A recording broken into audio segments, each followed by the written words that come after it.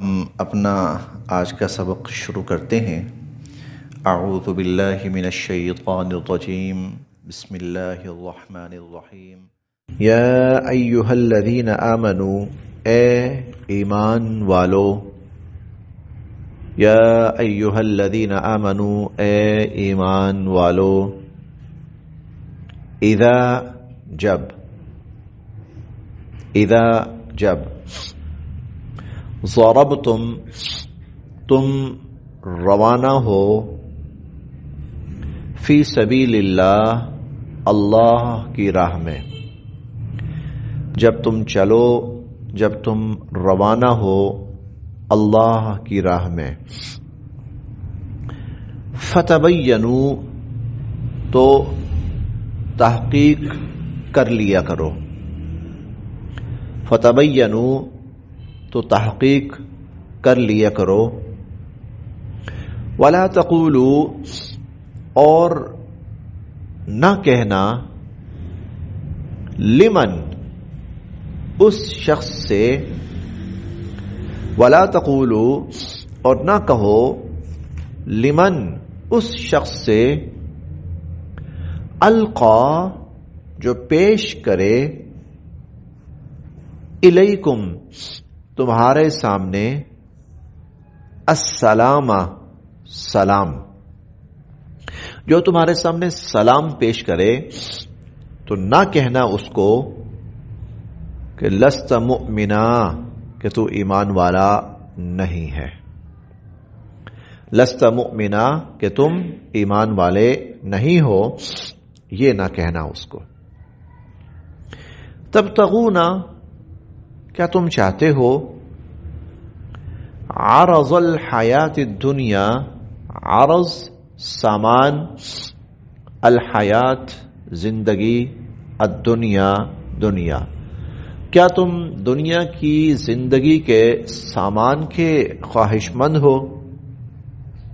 فعند اللہ تو اللہ کے پاس، مغانم کثیرہ بہت غنیمتیں ہیں، بہت غنیمت کے مال ہیں، کذالک اسی طرح، کنتم تم تھے، کذالک کنتم اسی طرح تم تھے، من قبل اس سے پہلے، تم بھی تو ایسے ہی تھے اس سے پہلے، فمنا پھر احسان فرمایا، اللہ تعالی نے، علیکم تم پر، فمن اللہ علیکم تو اللہ تعالی نے تم پر احسان فرمایا، فتبینوا اب تم تحقیق کیا کرو، ان اللہ بے شک اللہ تعالی، کانا ہیں، بما تعملون خبیرا جو کچھ تم کرتے ہو اس سے باخبر۔ پچھلی آیات میں منافقین کے قتل کا، پھر کسی مسلمان کے عمدن قتل کا، اور اسی طرح پھر خطاً کسی کے قتل کا تذکرہ پیچھے چلتا رہا، اس کے احکامات بھی بیان ہوئے۔ اس آیت میں جو واقعہ بیان ہوا ہے تو وہ بھی اسی سے ملتا جلتا ہے، ملتا جلتا واقعہ ہے، تو وہ اللہ رب العزت نے یہاں موقع کی مناسبت سے وہ بھی بیان فرمایا ہے۔ ہوا اس طرح کہ نبی کریم صلی اللہ علیہ وسلم صحابہ کرام کے کچھ دستے بھیجا کرتے تھے، صحابہ کرام کے کچھ دستے بھیجا کرتے تھے۔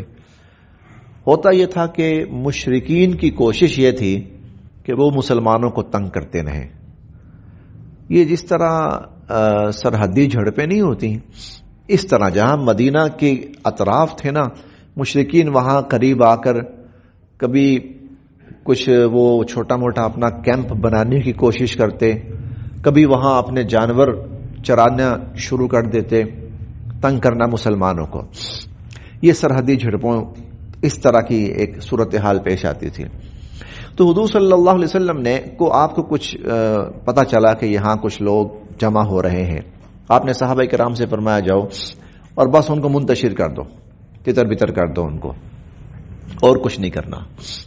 صحابہ کرام گئے اور صحابہ کرام کو دیکھ کر وہ لوگ بھاگ گئے۔ البتہ ایک شخص وہ کھڑا رہا، اس کے پاس کافی سامان تھا، بکریاں تھیں اس کے پاس، سامان تھا اور بھی۔ جب صحابہ کرام پہنچے تو اس نے ان کو سلام کیا، سلام کر کے کہنے لگا الحمدللہ میں مسلمان ہوں، بس مجبوری تھی ان کے سامنے میں ظاہر نہیں کر سکتا تھا، لیکن الحمدللہ اب آپ میرے ساتھی ہو تو میں آپ کے سامنے ظاہر کر رہا ہوں میں مسلمان ہوں۔ اسلام بھی اس نے ظاہر کیا، سلام بھی کیا۔ تو ایک صحابی کے ذہن میں خیال یہ آیا کہ لگتا ہے کہ یہ بھاگ نہیں سکتا تھا، سامان زیادہ تھا اس کے پاس، لہذا یہ رک گیا اور اب اپنی جان بچانے کے لیے اور اپنا مال بچانے کے لیے کہہ رہا ہے کہ میں مسلمان ہوں۔ چنانچہ انہوں نے نا تھوڑا سا آپ کہہ لیں کہ جذبات میں آ کر اس کو قتل کر دیا۔ یہ سارا مال غنیمت وغیرہ لے کر اور حضور صلی اللہ علیہ وسلم کی خدمت میں پہنچے اور سارا واقعہ بیان کیا۔ جب سارا واقعہ بیان کیا تو حضور علیہ الصلوۃ والسلام بہت پریشان بھی ہوئے، افسوس بھی کیا اور غصے میں بھی آئے۔ آپ نے فرمایا جب وہ تمہارے سامنے کلمہ پڑھ رہا تھا اور اپنا اسلام ظاہر کر رہا تھا تو پھر تم نے کیوں اس کو قتل کیا؟ تو صحابہ کرام کہنے لگے اللہ کے نبی کے ہم سمجھے کہ وہ اپنی جان بچانے کے لیے اور اپنا مال بچانے کے لیے یہ کر رہا ہے۔ تو حضور علیہ الصلوۃ والسلام نے فرمایا ہلا شققت قلبہ، اس کا دل چیر کے دیکھا تھا تم نے؟ کہا نہیں اللہ کے نبی ایسا تو نہیں تھا۔ آپ نے فرمایا پھر تم نے کیوں قتل کیا؟ اور پھر یہاں تک فرمایا کہ جب کل قیامت کے دن یہ کلمہ لا الہ الا اللہ تمہارے سامنے آئے گا تو تم کیسے اس کا سامنا کرو گے؟ تم کیسے اس کا سامنا کرو گے؟ حضور علیہ الصلوۃ والسلام نے اس کے بعد وہ جتنا مال تھا وہ بھی، اور ایک مسلمان کی طرف سے دوسرے مسلمان کا قتل ہوا تھا اس کی دیت بھی حضور صلی اللہ علیہ وسلم نے اس کے وارثوں کو پھر ادا کی، مقتول کے وارثوں کو ادا کی کہ یہ خطان ہوا ہے، غلطی سے ہوا ہے۔ مال بھی واپس کیا جتنا صحابہ کرام نے اس کا لیا تھا، اور جو دیت وغیرہ تھی وہ بھی حضور علیہ الصلوۃ والسلام نے پھر اس کی ادا کی۔ اس آیت میں اللہ تعالی ایسی صورتحال کے لیے ہدایت بیان فرما رہے، یا ایھا الذین آمنوا، اے ایمان والو، اذا ضربتم فی سبیل اللہ، جب تم اللہ کی راہ میں نکلو یعنی جہاد کرنے کے لیے نکلو، فتبینوا، تو تحقیق کیا کرو۔ ایسی صورتحال پیش آ جائے تو کچھ نہ کچھ تحقیق کیا کرو۔ ولا تقولوا، اور نہ کہا کرو، لمن، اس شخص کو، القا الیکم السلام، جو تمہارے سامنے اپنا اسلام پیش کرے، اسے یہ نہ کہا کرو لست مؤمنا، کہ تو ایمان والا نہیں ہے، لست مؤمنا، تو ایمان والا نہیں، اسے یہ نہ کہا کرو۔ تبتغون، کیا تم چاہتے ہو، عرض الحیات الدنیا، دنیا کی زندگی کا ساز و سامان؟ ہو سکتا ہے اس وقت کسی کے دل میں ہو کہ بہت سا مال غنیمت ہے، ہمیں مال غنیمت بھی مل جائے گا، تو تبتغون عرض الحیات الدنیا، دنیا کی زندگی کا ساز و سامان تم چاہتے ہو۔ فعند اللہ، بے شک اللہ کے پاس، مغانم کثیرہ، ایسے بہت غنیمت کے مال ہیں۔ فعند اللہ مغانم کثیرہ، اللہ کے پاس ایسے بہت غنیمت کے مال ہیں، اللہ تعالیٰ تمہیں اور ذرائع سے مال عطا فرمائیں گے۔ کذالک، اسی طرح، کنتم، تم بھی تو تھے، من قبل، اس سے پہلے، کذالک کنتم من قبل، تم بھی تو اس سے پہلے ایسے ہی تھے۔ یہ ابتدائی دور مسلمانوں کو کئی دفعہ اپنا ایمان چھپانا پڑتا تھا، ظاہر نہیں کرتے تھے۔ کئی صحابہ کرام ایسے تھے جو مسلمان ہو چکے تھے لیکن مختلف وجوہات کی بنا پر وہ اپنا ایمان چھپائے ہوئے تھے۔ کئی مسلمان ایسے تھے وہ مسلمان ہو چکے تھے، تو اللہ تعالیٰ فرماتے ہیں کذالک کنتم من قبل، تم بھی تو اس سے پہلے ایسے ہی تھے۔ فمن اللہ، پھر اللہ نے احسان فرمایا، علیکم، تم پر، فمن اللہ علیکم، پھر اللہ تعالیٰ نے تم پر احسان فرمایا، فتبینوا، لہذا ایسے واقعات میں تحقیق کر لیا کرو۔ دیکھیے یہ وہی بات ہے جو میں کافی عرصے سے کہہ رہا ہوں کہ ہم مشتعل ہو کر کئی دفعہ کسی بھی شخص کا قتل کر دیتے ہیں، حقیقت بہت بعد میں سامنے آتی ہے۔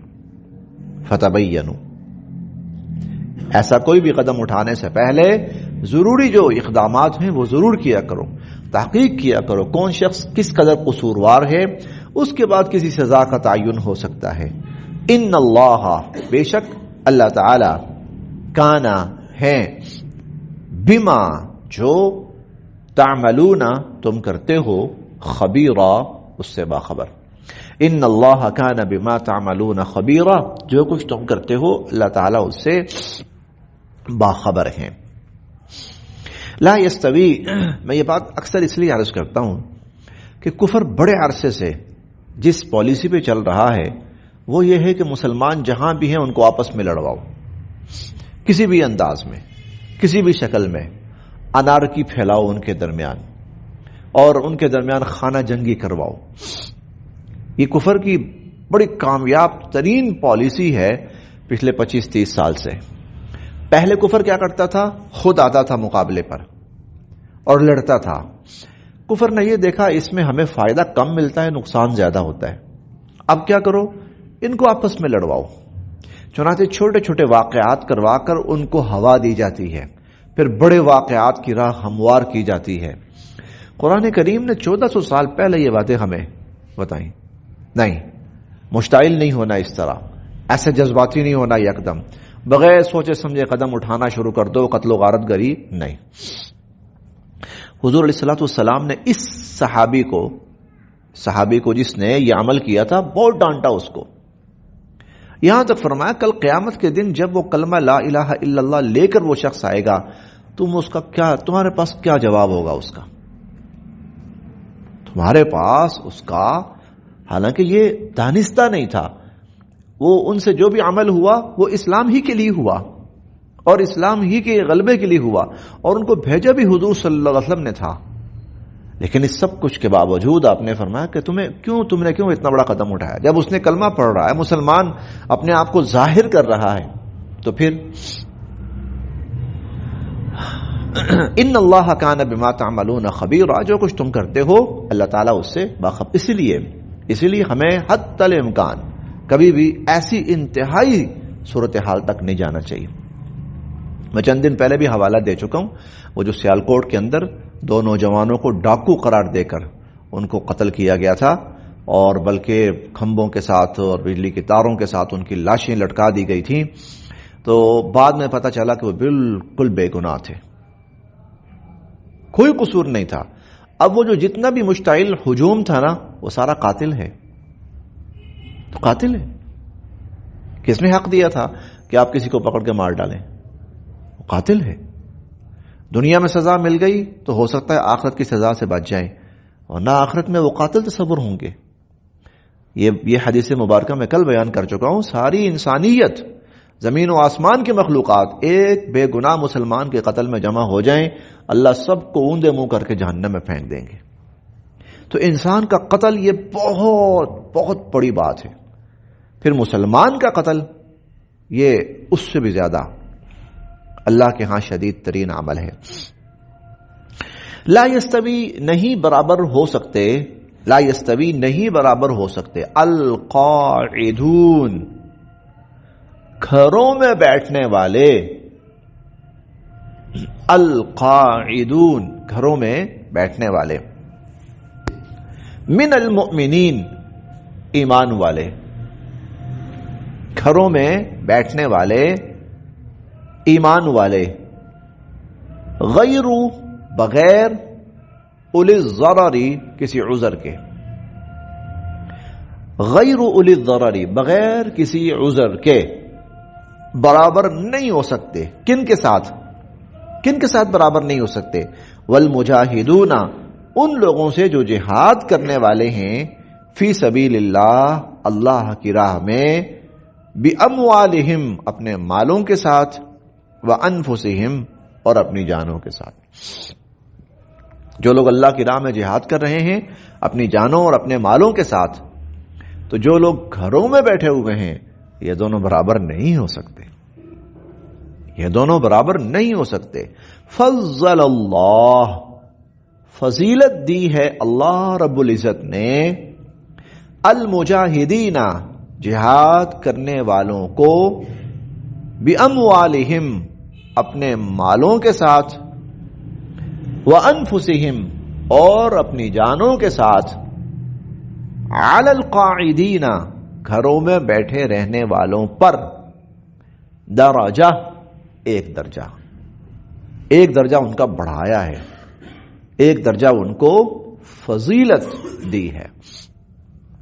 وَكُلًّا اور سب کے ساتھ، وعد اللہ اللہ کا وعدہ ہے اور اللہ نے وعدہ فرمایا ہے الحسنى جنت کا۔ وَكُلًّا وعد اللہ الحسنى اور ہر ایک کے ساتھ اللہ کا جنت کا وعدہ ہے۔ عام حالات میں جو مسلمان جہاد کر رہے ہوں تو ان کا درجہ بہرحال بلند ہے، اور جو مسلمان جہاد نہیں کر رہے ان کی نسبت جہاد کرنے والوں کا درجہ اللہ کے ہاں بلند ہے۔ یہ عام حالات ہیں، لیکن اگر امت مسلمہ کے اوپر ایسی کیفیت آ جائے کہ دشمن مسلمانوں پر حملہ آور ہوا ہو اور مسلمانوں کا حاکم امت مسلمہ کو دشمن کے خلاف لڑنے کا حکم دے دے، تو پھر وہاں پر بات ایک درجے دوسرے درجے کی نہیں رہتی، پھر وہاں سب کے لیے نکلنا لازمی ہو جاتا ہے۔ جس کو مسلمانوں کا جو حاکم ہے، جس کو وہ اس کام کے لیے کہے، حکم دے، ان کے لیے جہاد کرنا کفر کے خلاف لازم ہو جاتا ہے۔ امیر المؤمنین جس کو حکم دے دے تو پھر مسلمانوں پر پھر یہ نہیں ہوتا کہ ایک درجہ زیادہ ہے یا ایک درجہ کم ہے، پھر اگر گھر میں بیٹھیں گے تو وہ گناہ کے مرتکب ہوں گے۔ وَكُلًّا وَعَدَ اللَّهُ الْحُسْنَى ہر ایک کے ساتھ اللہ کا بھلائی کا وعدہ ہے نارمل حالات میں۔ وَفَضَّلَ اللَّهُ اور فضیلت دی ہے اللہ نے، بڑھا کر دیا ہے اللہ تعالی نے، المجاہدین جہاد کرنے والوں کو، علی القاعدین گھروں میں بیٹھنے والوں کی نسبت، اجرا عظیما بہت بڑا اجر۔ مجاہدین کو اللہ نے بڑھا کر بہت بڑا اجر دیا ہے گھروں میں بیٹھے رہنے والوں کی نسبت۔ درجات ان کے لیے درجے ہیں، منہ اللہ کی طرف سے، ومغفرۃ اور بخشش ہے ان کے لیے اللہ کی طرف سے، ورحمہ اور رحمت ہے ان کے لیے اللہ کی طرف سے، وکان اللہ اور ہیں اللہ تعالی غفوراً بخشنے والے، رحیمہ رحم فرمانے والے، وکان اللہ غفورا رحیمہ